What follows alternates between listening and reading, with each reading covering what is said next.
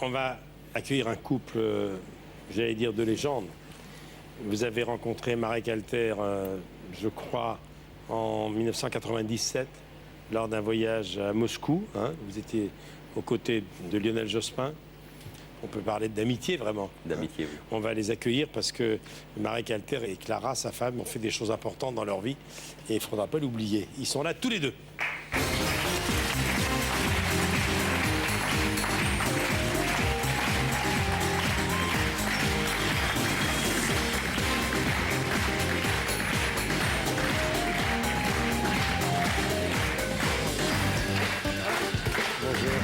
Bonjour.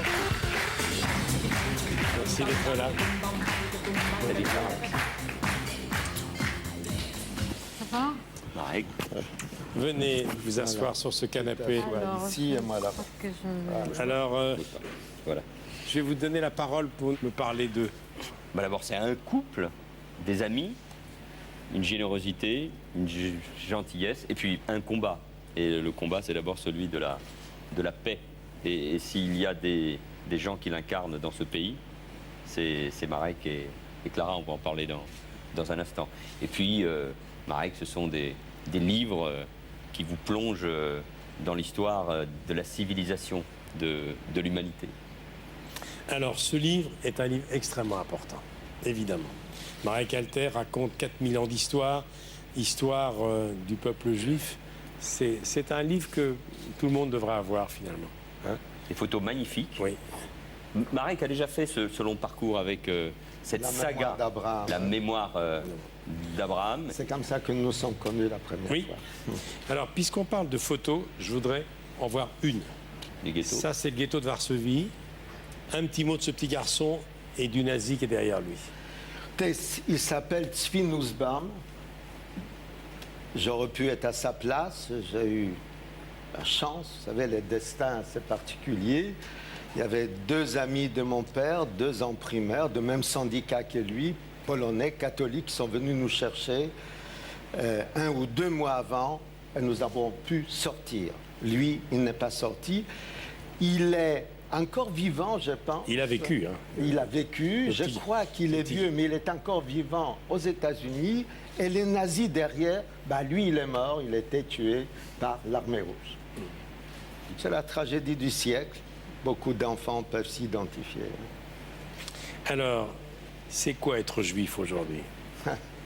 Ben, écoutez, moi, j'ai donné ma réponse. Tout individu qui s'est dit juif est juif. J'étais tout jeune, j'avais un débat avec Jean-Paul Sartre qui, lui, trouvait que les juifs, ou pas seulement juifs, noirs ou musulmans ou arabes, il est ce qu'il est dans le regard de l'autre. Or, il ne me laissait pas la liberté. Ça veut dire que c'est l'autre qui ne m'aime pas, qui décide qui je suis. Et je me suis dit, la liberté, c'est cela. Et c'est très drôle parce que j'ai trouvé il n'y a pas longtemps que la Cour suprême d'Israël a dit la même chose, sauf qu'ils ont ajouté tout individu qui s'est dit de bonne foi juif est juif. Alors, vous ne trouvez pas que la judéophobie, ce que j'appelle la judéophobie, a changé d'objectif? J'ai l'impression aujourd'hui que c'est plus le juif qu'on vise, mais Israël. C'est vrai, parce que le juif, il y a 3 questions qui vous persécutent dès qu'on apprend que vous êtes juif.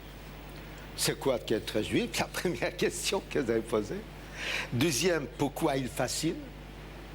Qu'il soit dans la diaspora ou en Israël, pourquoi il fascine?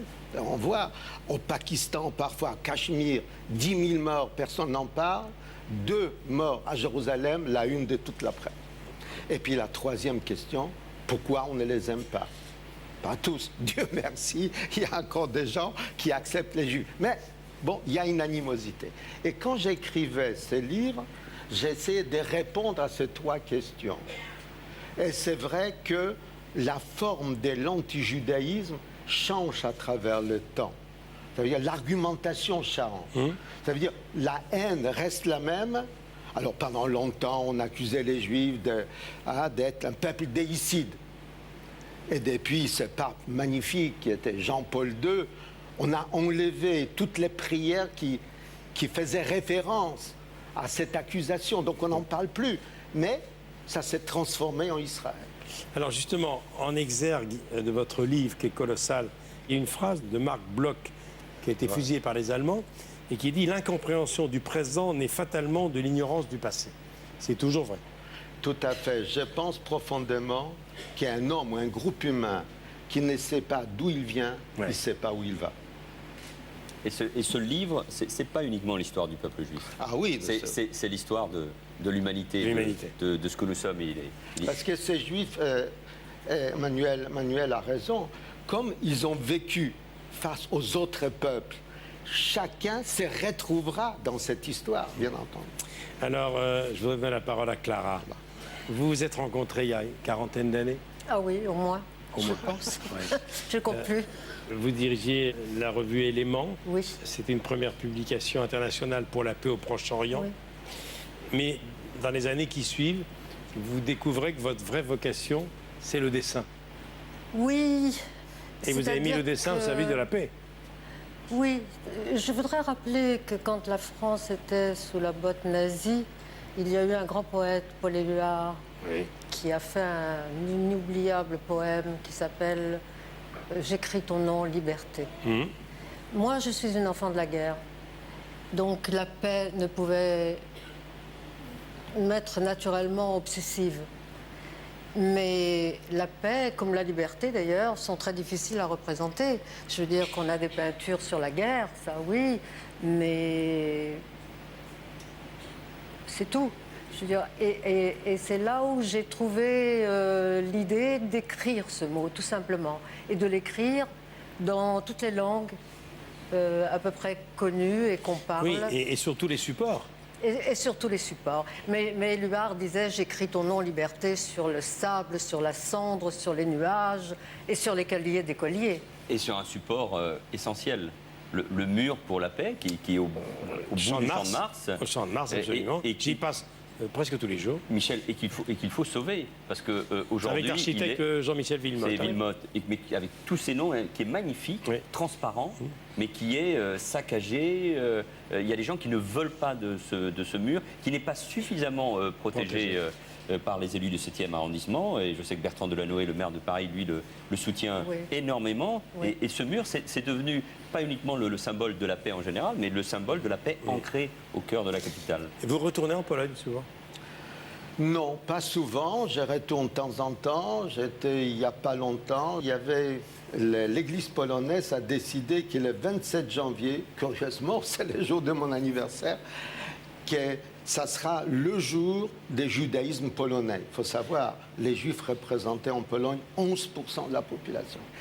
Et l'Église a décidé de se donner une journée du judaïsme polonais. J'étais invité pour parler.